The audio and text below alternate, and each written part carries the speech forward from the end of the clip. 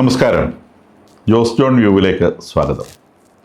ഈ കഴിഞ്ഞ ദിവസങ്ങളിൽ സോഷ്യൽ മീഡിയയിൽ പലരും എനിക്ക് അയച്ചു തന്ന ധ്യാനത്തെക്കുറിച്ചുള്ള ഒരു ടൈറ്റിലാണ് വാസ്തവത്തിൽ ഈ വീഡിയോയ്ക്ക് അടിസ്ഥാനമായി വരുന്നത്.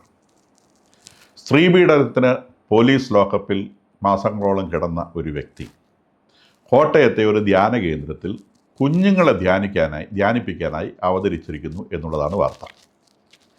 ഈ വ്യക്തിയെ സംബന്ധിച്ച് 2018 ഒരു സന്യാസിനിയെ പീഡിപ്പിച്ചു എന്നതിൻ്റെ പേരിൽ കേസുണ്ടായിട്ടുണ്ട്. അദ്ദേഹം അന്ന് ബിഷപ്പായിരുന്നു.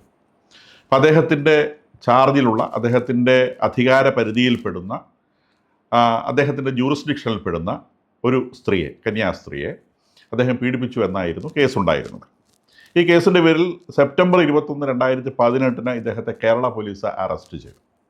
ഒരു ബിഷപ്പിനെ അറസ്റ്റ് ചെയ്യുക എന്ന് പറഞ്ഞാൽ എളുപ്പമുള്ള പരിപാടിയല്ല എന്ന് നമുക്കെല്ലാവർക്കും അറിയാവുന്നതാണ്. അതുകൊണ്ടാണ് ഇത് ഇത്രയും കാലം 2-3 വർഷം അത് നീണ്ടു പോയത്. എന്തായാലും പൊതുജനങ്ങളുടെയൊക്കെ, പ്രത്യേകിച്ചും ക്രൈസ്തവ മേഖലയിലുള്ള ആളുകളുടെ നിർബന്ധത്തെ തുടർന്ന് സെപ്റ്റംബർ 21, 2018 ഇദ്ദേഹത്തെ കേരള പോലീസ് അറസ്റ്റ് ചെയ്തു. ഒരു ജുഡീഷ്യൽ മജിസ്ട്രേറ്റ് റിമാൻഡിൽ അയച്ചു 14 ദിവസത്തേക്ക്. ഇദ്ദേഹം കേരള ഹൈക്കോടതിയിൽ ജാമ്യം ചോദിച്ചു പോയപ്പോൾ ഹൈക്കോടതി ജാമ്യം നിഷേധിച്ചു. അതിന് ഹൈക്കോടതി പറഞ്ഞ കാര്യം, citing prima facie evidence in the case, ഈ കേസിൽ പ്രഥമ ദൃഷ്ട്യ തെളിവുണ്ട് എന്ന് പറഞ്ഞുകൊണ്ടാണ് ഹൈക്കോടതി അദ്ദേഹത്തിന് ജാമ്യം നിഷേധിച്ചത്. പിന്നീട് കേസ് നടന്നു. ജനുവരി 14, 2022 ഇദ്ദേഹത്തെ അഡീഷണൽ സെഷൻസ് കോർട്ട് അക്വിറ്റ് ചെയ്തു. അഡീഷണൽ സെഷൻസ് കോർട്ടിൽ നിന്ന് ഇദ്ദേഹം കുറ്റവിമുക്തൻ എന്ന് പ്രഖ്യാപിക്കപ്പെട്ട് പുറത്തിറങ്ങി. അപ്പോൾ അദ്ദേഹം പറയുന്നത് താൻ പൂർണ്ണമായിട്ടും കുറ്റവിമുക്തനാണ് എന്നാണ്. അപ്പോൾ ഈ കോടതി ഇദ്ദേഹത്തെ അക്വിറ്റഡ് ഹിം ഓഫ് ഓൾ ചാർജസ്. പക്ഷെ അതിൻ്റെ ജഡ്ജ്മെൻറ്റിൽ അദ്ദേഹം എഴുതിയിരിക്കുന്നത്, the judge stated as the basis for acquittal that the nun's evidence contained exaggerations and embellishments and it is not feasible to separate truth from falsehood. When grain and chaff are inextricably mixed up, the only available course is to discuss the evidence in toto. അതായത് ഇതിൽ judge പറഞ്ഞിരിക്കുന്നത്, ഈ സന്യാസിനി ഇദ്ദേഹത്തിന് നേരെ കൊടുത്ത ആരോപണത്തിനകത്ത് കുറച്ച് അതിശയോക്തികളുണ്ട് എന്നുള്ളതാണ്. അപ്പോൾ ഈ അതിശയോക്തി ഉള്ളത് കൊണ്ട് തന്നെ ഇതിനകത്ത് നെല്ലും പതിരും തിരിച്ചെടുക്കാൻ കഴിയുന്നില്ല. നെല്ലുണ്ട് എന്ന് അദ്ദേഹം സമ്മതിക്കുന്നു, പക്ഷേ നെല്ലും പതിരും തിരിച്ചെടുക്കാൻ കഴിയുന്നില്ല.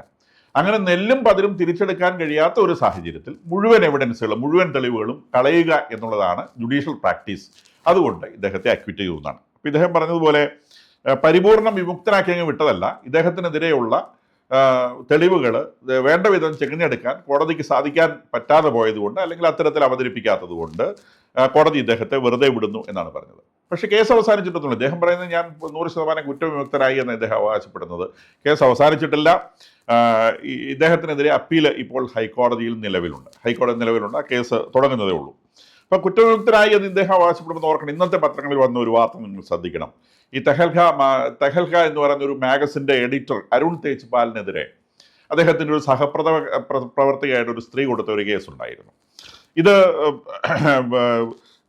2021 ഗോവയിലെ ഒരു സെഷൻ കോടതി ഇതുപോലെ തന്നെ ഫ്രീ വിട്ടതാണ്. ഈ അരുൺ തേജ്പാലിനെ ഈ കുറ്റവിമുക്തൻ എന്ന് പറഞ്ഞുകൊണ്ട് ഫ്രീ വിട്ടതാണ്. അതിന് കോടതി 527 പേജുള്ള വലിയ വിധിന്യായമൊക്കെ എഴുതിയിട്ടാണ് ഇദ്ദേഹത്തെ കുറ്റവിമുക്തനാക്കിയത്.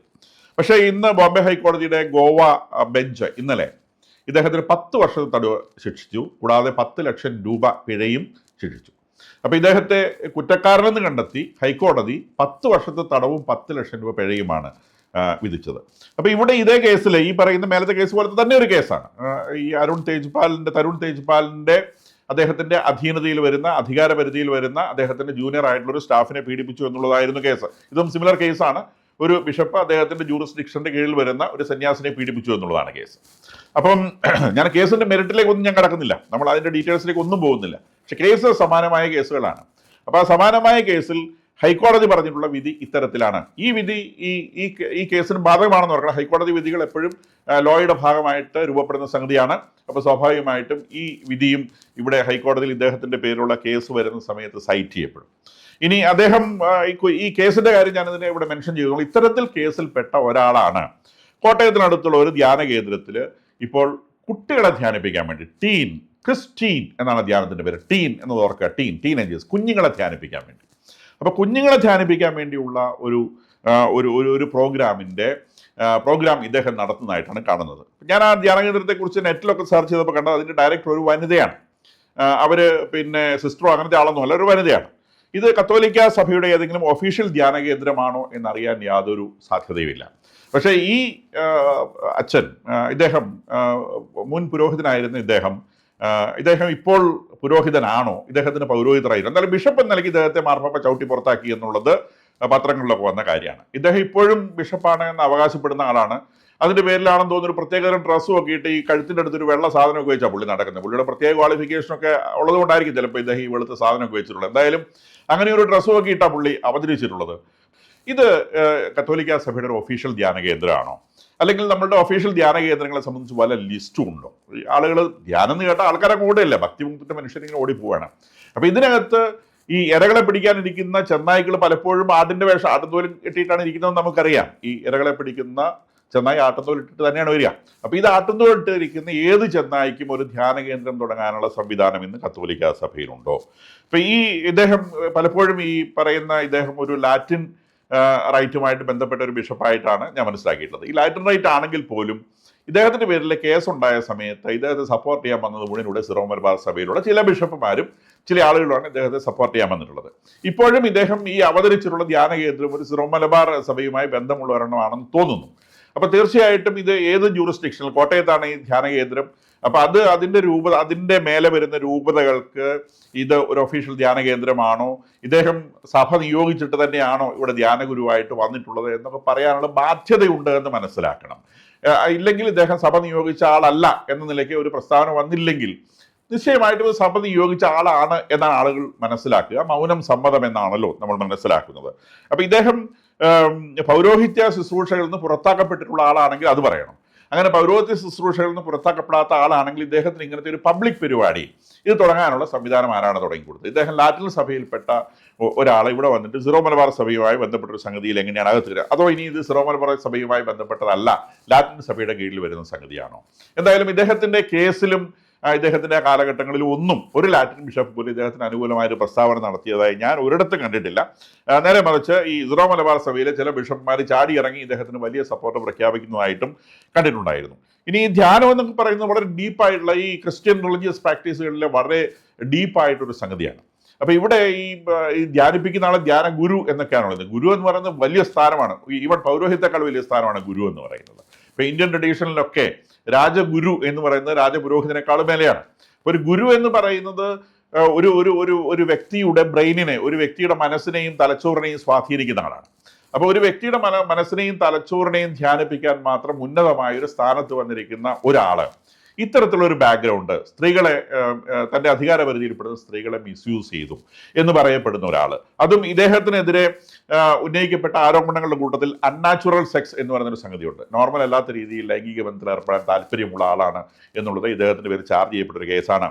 Sexual intercourse by person in authority, ഒരു അധികാര സ്ഥാനത്തിരിക്കുന്ന ഒരാൾ ഒരു സെക്ഷൽ ഇന്റർകോഴ്സിന് ശ്രമിച്ചു എന്നുള്ളത് ഇദ്ദേഹത്തിൻ്റെ പേരുള്ള ആരോപണമാണ്. Indulging in sexual intercourse by extorting authority, തൻ്റെ അധികാരം ഉപയോഗിച്ച് തൻ്റെ അധികാരത്തിന് കീഴിൽ വരുന്ന ആളെ ഭയപ്പെടുത്തി ഉപയോഗിച്ചു എന്നുള്ളത് ഇദ്ദേഹത്തിൻ്റെ പേരിലുണ്ടായിട്ടുള്ള ആരോപണമാണ്. അപ്പോൾ ഇങ്ങനെയുള്ള ഒരാളുടെ അടുത്തേക്ക് കുഞ്ഞുങ്ങളെ അയക്കുന്ന സമയത്ത് അദ്ദേഹം ഈ കുഞ്ഞുങ്ങളുടെ മേലെ അൺനാച്ചുറൽ സെക്സ് പ്രയോഗിക്കുകയില്ല എന്ന് വല്ല ഉറപ്പുണ്ടോ? അല്ലെങ്കിൽ ഈ പറയുന്ന അതോറിറ്റി, എക്സോർട്ടിങ് അതോറിറ്റി ഉപയോഗിച്ചുകൊണ്ടുള്ള ഒരു കാര്യം ചെയ്യുകയില്ല എന്നുള്ള വല്ല ഗ്യാരണ്ടിയും ഉണ്ടോ? ഇദ്ദേഹത്തെ ഒരു ഇടയനോടൊപ്പം എന്നൊക്കെ പറയുന്ന ഒരു ധ്യാന പ്രോസസ്സ് നടത്തിക്കൊണ്ടാണ് ഇദ്ദേഹം ഇരുന്ന രൂപതയിൽ സന്യാസിനികളെ, ഇദ്ദേഹത്തിൻ്റെ ഇരകളെ ഇദ്ദേഹം കണ്ടെത്തിയിരുന്നത് എന്നൊക്കെ പറയപ്പെടുന്നുണ്ട്. അതൊക്കെ അന്ന് പത്രവാർത്തകളായി വന്നിരുന്ന സംഗതിയാണ്. അപ്പോൾ അത്തരം കാര്യങ്ങൾ നടത്തുന്ന ഒരാൾ ഇദ്ദേഹത്തിൻ്റെ പുതിയ ഇരകളെ കണ്ടെത്താൻ വേണ്ടി അദ്ദേഹം കണ്ടെത്തിയ ഒരു താവളമാണോ എന്നുള്ളതും ശ്രദ്ധിക്കേണ്ട ഒരു സംഗതിയാണ്. ഇനി ഇദ്ദേഹത്തിന് ധ്യാനഗുരു ആവാമെങ്കിൽ, ഇപ്പോൾ ഒരു പുരോഹിതൻ ഒരു പെൺകുട്ടിയെ പീഡിപ്പിച്ചു വന്നിട്ട് പിന്നെ അത് കുഞ്ഞുണ്ടായി കഴിഞ്ഞപ്പോൾ അവളുടെ അപ്പൻ്റെ തലയിൽ വെച്ച് കൊടുക്കാൻ ശ്രമിച്ചതിൻ്റെ പേരിൽ ജയിലിൽ കിടക്കുന്ന ഒരു പുരോഹിതനൊക്കെ ഇവിടെ ഉണ്ട്.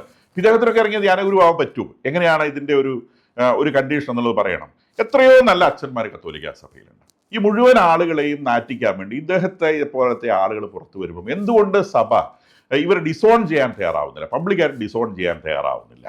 ഈ പറയുന്ന ഈ ഞാനിപ്പോൾ മെൻഷൻ ചെയ്ത ജയിലിൽ കിടക്കുന്ന അച്ഛനെ പിടിപ്പിച്ചു കൊടുത്തത് അദ്ദേഹത്തിൻ്റെ അസിസ്റ്റന്റ് വികാരിയായിട്ടുള്ള ആളാണ്. അദ്ദേഹം ഇരിട്ടി ഭാഗത്ത് പള്ളിയിലെ വികാരിയായിരുന്ന സമയത്താണ് ഈ കേസൊക്കെ ഉണ്ടാവുന്നതും. അദ്ദേഹം കാനഡയിലേക്ക് രക്ഷപ്പെടാൻ വേണ്ടി കാർ വിളിച്ച് ഓടി നെടുമ്പാശ്ശേരിക്ക് പോകുന്ന വഴിക്ക് പള്ളിയിലിരുന്ന അസിസ്റ്റന്റ് വികാരി അച്ഛനാണ് പോലീസിനെ ടിപ്പ് ചെയ്ത് കൊടുത്തത്. ഇയാളതാ ഓടിയിട്ടുണ്ട്, പോയി പിടിക്കുക എന്ന് പറഞ്ഞുകൊണ്ട് അസിസ്റ്റന്റ് വികാരി അച്ഛനാണ് ടിപ്പ് ചെയ്തതും ഇദ്ദേഹം കസ്റ്റഡിയിലായതും. എത്രയോ നല്ല പുരോഹിതർ കത്തോലിക്കാ സഭയിൽ. ഞാൻ എത്രയോ കാലമായിട്ട് അച്ഛന്മാരെ കൂടെ സഞ്ചരിക്കുന്ന ആളാണ്. ഞാൻ കണ്ടിട്ടുള്ള ബഹുഭൂരിഭാഗം ആളുകളും അവരുടെ വിളിയോട് ബ്രഹ്മചര്യത്തോട് പരിപൂർണമായി നീതി പുലർത്താൻ കഠിനമായി ശ്രമിക്കുന്ന ആളുകളാണ്. കത്തോലിക്കാ സഭയിലെ ഒരു ബ്രഹ്മചര്യം എന്ന് പറയുന്നത് അത്ര എളുപ്പമുള്ളൊരു കാര്യമല്ല എന്നുള്ളത് എല്ലാവർക്കും മനസ്സിലാക്കാവുന്ന ഒരു സംഗതിയാണ്.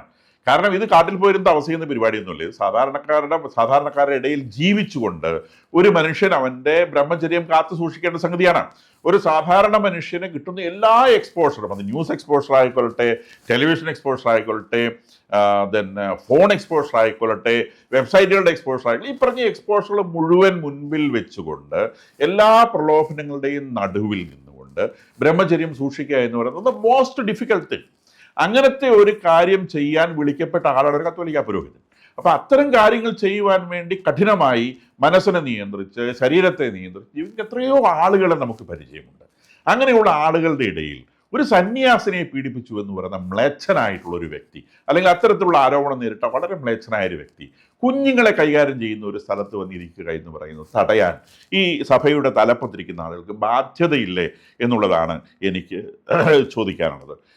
ക്രിസ്ത്യൻ കമ്മ്യൂണിറ്റിയിൽപ്പെട്ട ആളുകളെ മറ്റുള്ള കമ്മ്യൂണിറ്റിയിൽപ്പെടുന്നവരുടെ മുൻപിൽ പരിഹാസ്യരാക്കാതിരിക്കുന്നതിന് വേണ്ടിയെങ്കിലും ഇത്തരം ആളുകളെ ഇത്തരം സ്ഥലങ്ങളിൽ നിന്ന് നിർബന്ധമായി മാറ്റി നിർത്തേണ്ടതുണ്ട് എന്നുള്ളൊരു വസ്തുതയാണ്. അല്ല, ഇദ്ദേഹത്തിൻ്റെ തന്നിഷ്ടപ്രകാരം ചെയ്യുന്ന ഒരു കാര്യമാണെങ്കിൽ അതൊരു പ്രഖ്യാപനത്തിലൂടെ അറിയിക്കാനുള്ള ബാധ്യതയും സഭയ്ക്കുണ്ട്. കൂടാതെ സഭയുടെ ഒഫീഷ്യൽ ധ്യാന കേന്ദ്രങ്ങൾ ഏതൊക്കെ എന്നുള്ളതിനെ സംബന്ധിച്ച് കൃത്യമായൊരു ലിസ്റ്റ് ഉണ്ടാക്കുകയും അത് ഇടവക പള്ളികളിലൊക്കെ പ്രദർശിപ്പിക്കുകയും ചെയ്യേണ്ടത് വളരെ ആവശ്യമാണ്.